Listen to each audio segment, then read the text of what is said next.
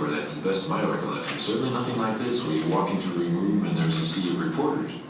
If you could do it over again, maybe I should have insisted that the pastor scientist be there at the same time. Go on, Dr. Ronald. Now, with applause and appreciation. Secretary Heckler had severe laryngitis. She was reading her release. She read halfway through and stopped.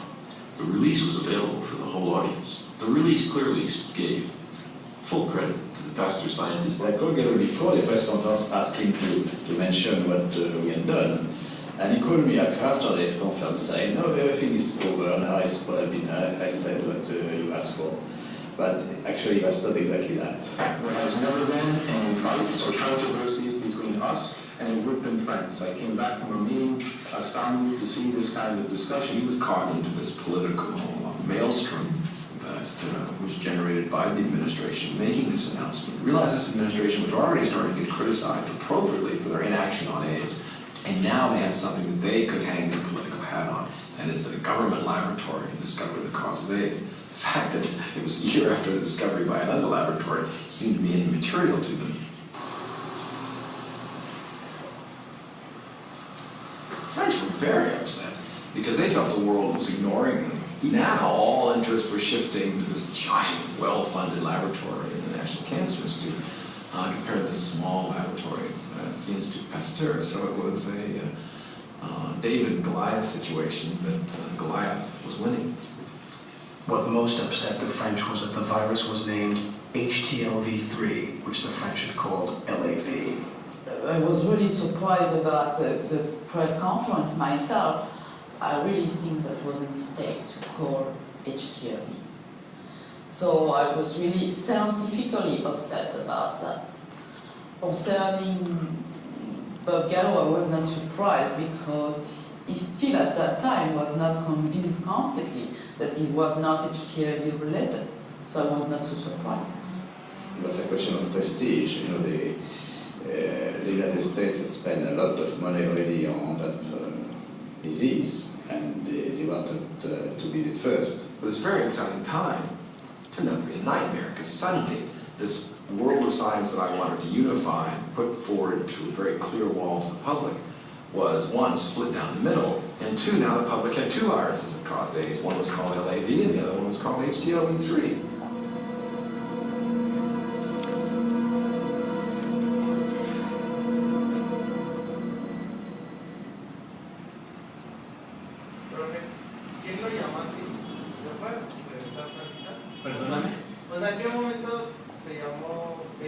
Ah, todavía no llegamos. Ahí están entre LAB y el LTB. Sí. El LAB es nuevo. Sí. Y el otro es basado y el otro es el conocimiento previo. Pero bueno, esta parte del conflicto de jerarquías y de intereses y todo. De hecho, después de esa declaración, cuando la mujer esta dice que pues Gallo es el que lo descubrió, esta mujer le limpiaba a Gallo el camino hacia el Nobel. Sin embargo, los franceses van a demandar a Gallo y al Instituto Nacional del Cáncer, y la demanda va a tardar más de 10 años. 10 años después se va a dar el Nobel por el descubrimiento del virus del SIDA, y se lo van a dar a Montpellier. O sea, cuando se da cuenta que en realidad él es el que lo descubrió. Bueno, ni él, ¿no? Su equipo. En realidad hubo una controversia porque los científicos del Pasteur decían que tampoco había sido Montpellier, que habían sido ellos, ¿no? Por esto de las jerarquías es como muy complicado. Pero en realidad quien va a recibir el apoyo económico muy grande va a ser el Instituto Nacional del Cáncer. Entonces uno se quedó con el Nobel y otro se quedó con los recursos, ¿no? Frances Bourgeois an attractive city of San Francisco. She was the type of person who was always the life and soul of any party. My wife was a very, very outgoing person, very lovable person, very lovely person. She was perpetual motion, just constantly on the go, always had things to do. She loved to be at parties. My mother loved to polka.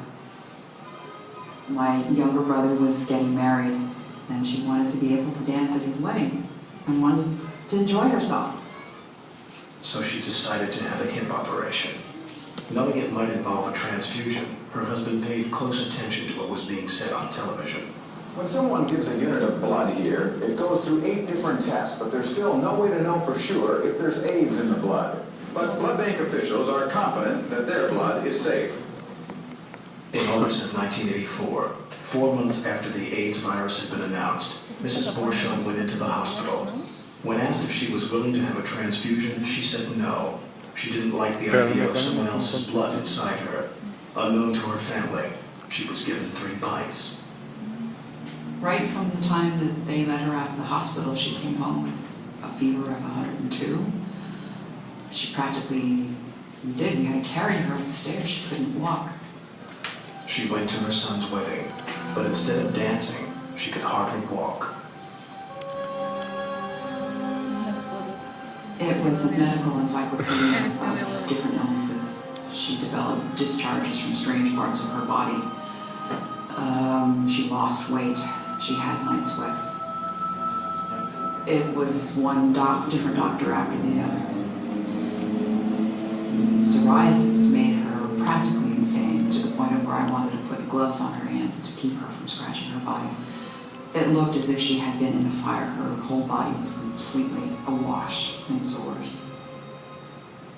For over a year, the blood banks had been asking donors to fill out a questionnaire about their sexual history, but it was voluntary.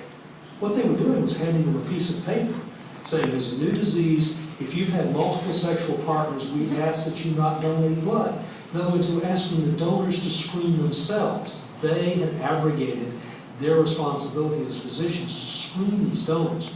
Mrs. Borchelt's donor failed to complete the entire form. I don't blame the person who gave it to her. If they were relying on self-deferral, then they should have kept to the strict guidelines. He left a section blank about hepatitis. The test or the questioning should have stopped right then and there and clarified it. It didn't. Now, that's how they injured the recipient, because by not taking the proper medical history and eliminating from the blood supply those individuals who might be infected, they transmitted the disease to, it's estimated, between 12 and 15,000 people. As many as 40 more people in the Bay Area may come down with AIDS after being exposed to contaminated blood transfusions. Finally, it dawned on Kathy Borchelt that her mother's rapid deterioration was in fact AIDS. From Dr. Herbert Perkins, that the risk of getting AIDS from a blood transfusion is extremely small. Your chance of being killed by a cow on the way to the hospital are better than your chance of getting AIDS from a blood transfusion. With what was going on in the news and everything that was coming out, something just clicked. And I had asked my father to ask their family doctor to have her tested for AIDS. She was a lovely lady.